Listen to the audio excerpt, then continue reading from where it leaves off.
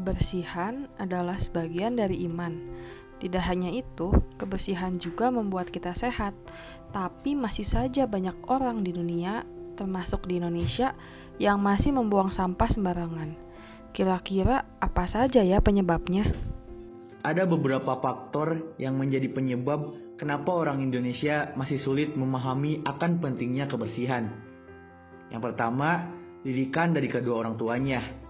Orang tua merupakan panutan bagi anak-anaknya.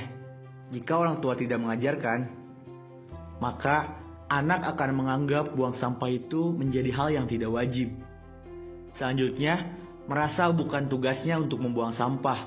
Seringkali kita mendengar, buat apa sih ada petugas untuk pembuangan sampah kalau kita masih harus buang sampah sendiri. Sebenarnya itu tidak salah, tetapi bukan berarti kita membuang sampah sembarangan. Yang terakhir, ada rasa malas. Rasa malas merupakan faktor utama seseorang membuang sampah sembarangan. Yang keempat, adanya budaya ikut-ikutan. Seperti contohnya, satu orang membuang sampah sembarangan, yang lain ikut juga membuang sampah sembarangan. Yang akhirnya, bila ditegur akan berkelit menyalahkan orang lain. Yang kelima, tidak sadar akan kesalahan sendiri. Contohnya simpel, sampahnya kecil, satu orang satu sampah. Berarti logikanya 1000 orang 1000 sampah. Kalau sampahnya sudah menggunung, ujung-ujungnya yang disalahkan adalah pemerintah. Padahal yang membuang sampah sembarangan adalah kita sendiri. Yang keenam, tidak peduli akan larangan. Meskipun sudah ada slogan, tetap saja tulisan itu seolah-olah tidak terbaca. Yang ketujuh, tidak ada yang memberikan hukuman. Seringkali kita melihat jika membuang sampah sembarangan, akan didenda 500.000 atau berapapun itu nilainya.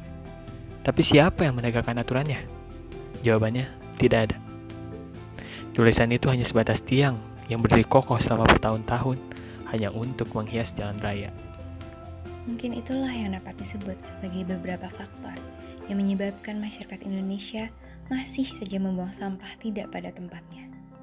Namun tentunya, hal-hal di atas tidak dapat kita jadikan alasan untuk terus menyumbang sampah pada negeri ini.